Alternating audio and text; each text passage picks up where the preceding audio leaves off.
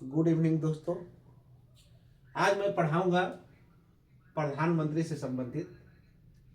प्रधानमंत्री का वर्णन संविधान के अनुच्छेद 74 में किया गया है, जिसमें स्पष्ट रूप से कहा गया है कि राष्ट्रपति की सहायता एवं सलाह देने के लिए एक मंत्री परिषद होगा और मंत्री परिषद का प्रधान प्रधानमंत्री होगा। राष्ट्रपति इसके अनुसार कार्य करेगा। मीन्स राष्ट्रपति प्रधानमंत्री के मंत्री परिषद के अनुसार, मीन्स उसके सलाह के अनुसार कार्य करेगा। प्रधानमंत्री को ये अधिकार है कि मंत्री परिषद जो सलाह दिया है उसको उस पर वो पुनर्विचार करने कह सकता है।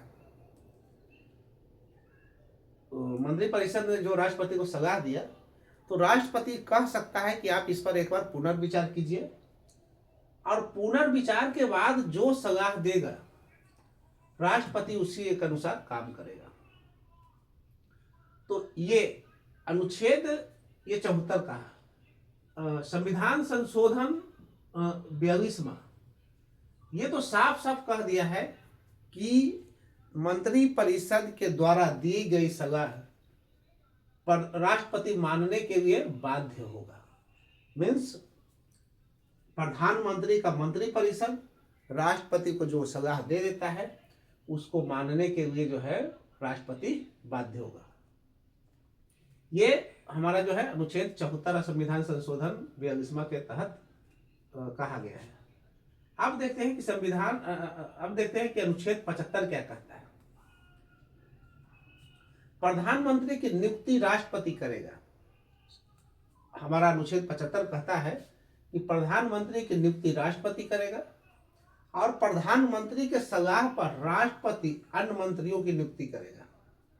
प्रधानमंत्री की नियुक्ति राष्ट्रपति करता है और अन्य मंत्रियों की नियुक्ति राष्ट्रपति जो है प्रधानमंत्री के सलाह से करता है।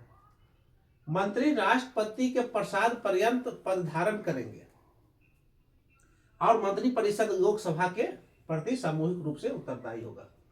हालांकि ये जो कहा कि मंत्री या प्रधानमंत्री राष्ट्रपति के प्रसाद पर्यंत पद धारण करेंगे, ये सिर्फ वो जो है नियम में है।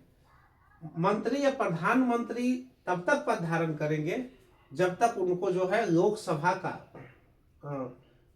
का उनको ये प्राप्त है, बहुमत प्राप्त है, तब तक वो धारण करेंगे।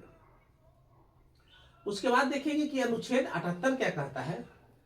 अनुच्छेद 78 कहता है कि प्रधानमंत्री का यह कर्तव्य है कि संघ के सभी कार्यकलाप की सूचना राष्ट्रपति को दे।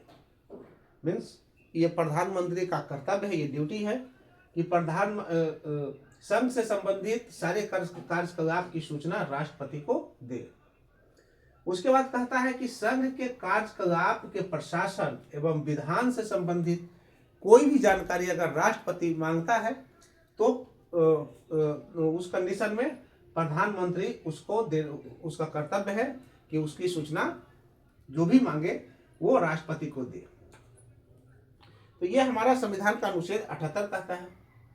उसके बाद ये सारे चीजों का ऑब्जर्वेशन करें तो हम पाते हैं कि वास्तविक कार्यकारी शक्तियां प्रधानमंत्री में ही निहित है, न कि राष्ट्रपति में।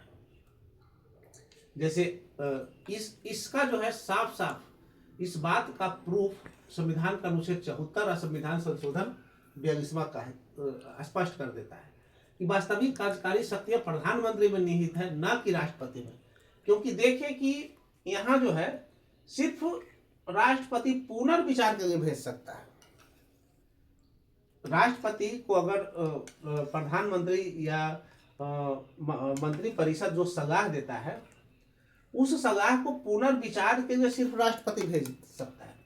अगर पुनर्विचार करके फिर से वो सलाह दे देता है जो उसको मानने के लिए बाध्य होता है राष्ट्रपति, उसी के अनुसार कार्य करने के लिए बाध्य होता है। मीन्स 42वां संविधान संशोधन तो यहां तक कह दिया कि मंत्री परिषद, प्रधानमंत्री वाला मंत्री परिषद जो भी सलाह दे देगा, जो भी एडवाइस दे देगा, राष्ट्रपति उसी के अनुसार कार्य करने के लिए बाध्य है। यही कारण है, इसी से स्पष्ट होता है कि वास्तविक कार्यकारी शक्तियां प्रधानमंत्री में निहित है, न कि राष्ट्रपति को। उसके बाद हम देखेंगे कि राज्य का प्रमुख राष्ट्रपति होता है, जबकि सरकार का प्रमुख प्रधानमंत्री होता है। सरकार का संबंध जो है मंत्रिपरिषद और संसद से है, जिसका कि प्रधानमंत्री होता है। राष्ट्रपति लोकसभा में बहुमत प्राप्त दल के नेता को प्रधानमंत्री नियुक्त करता है। यहां हम देखें कि प्रधानमंत्री की नियुक्ति कौन करेगा? राष्ट्रपति करेगा। बट राष्ट्रपति के पास ये स्वतंत्रता नहीं है कि वो किसी को भी नियुक्त कर दे। राष्ट्रपति प्रधानमंत्री के रूप में उसी को नियुक्त कर सकता है जिसको लोकसभा का बहुमत प्राप्त हो। अब यहाँ जो है क्वेश्चन आता है कि अगर लोकसभा का बहुमत किसी भी पार्टी के नेता, किसी भी पार्टी को प्राप्त नहीं हो, उस कंडीशन में क्या होगा? तो उस कंडीशन में जो है, यदि किसी भी एक पार्टी को बहुमत प्राप्त नहीं है, तो वैसे कंडीशन में जो सबसे बड़े पार्टी होगा, जो सबसे बड़ा दल होगा, जो सबसे बड़ी पार्टी होगी, उसको, या जो सबसे बड़ा गठबंधन होगा, उसको जो है क्या करेगा? प्रधानमंत्री नियुक्त करेगा। और उसे 1 माह के भीतर, क्योंकि सबसे बड़ा है तो इसको प्रूव भी करना होगा कि हाँ हम सबसे बड़े पार्टी हैं, सबसे बड़े गठबंधन है, तो 1 माह के भीतर, याद रखिएगा कितने दिनों के अंदर, तो 1 माह के भीतर सदन में विश्वास मत हासिल करने को कहता है। अगर 1 माह के अंदर जो है विश्वास मत हासिल करने में सफल हो जाता है तो वो प्रधानमंत्री बना हुआ रहेगा, अदरवाइज जो है प्रधानमंत्री वो नहीं बनेगा। उसके बाद कहता है कि एक व्यक्ति जो किसी भी सदन का सदस्य नहीं है, राष्ट्रपति उस व्यक्ति को भी, साफ साफ याद रखिए कि राष्ट्रपति चाहे तो किसी भी व्यक्ति को प्रधानमंत्री या किसी भी व्यक्ति को मंत्री बना सकता है।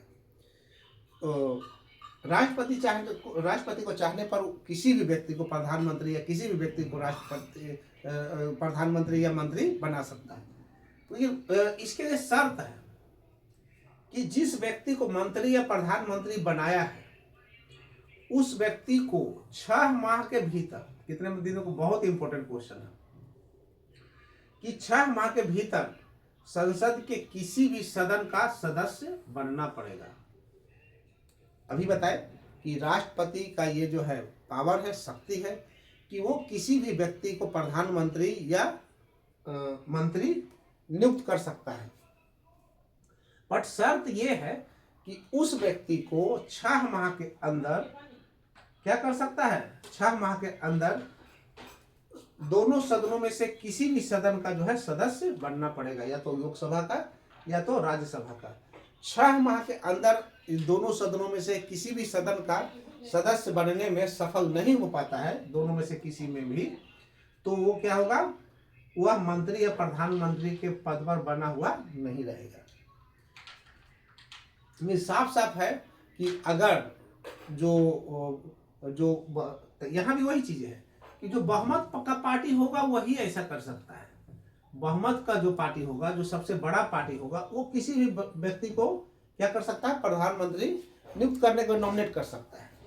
बट 6 माह के अंदर उसको क्या होगा? दोनों सदनों में से किसी भी सदन का सदस्यता दिलाना पड़ेगा।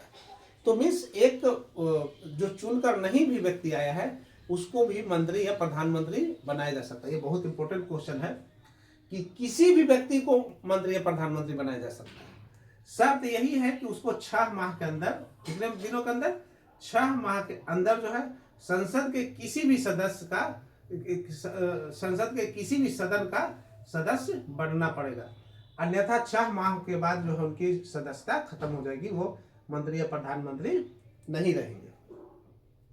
तो इस प्रकार हम देखें कि किस प्रकार जो है वास्तविक कार्यकारी शक्तियां संविधान का अनुच्छेद 74 और संविधान संशोधन 42वां जो है वास्तविक कार्यकारी शक्तियां प्रधानमंत्री को दी गई है, जिसमें कि राष्ट्रपति जो है एक सांकेतिक के रूप में काम करता है। इसके बाद नेक्स्ट वीडियो में मैं बताऊंगा कि इसका क्या कार्य क्षेत्र है और इसका विधायी रूप से इसकी क्या जो है बहुत सारे कार्य है।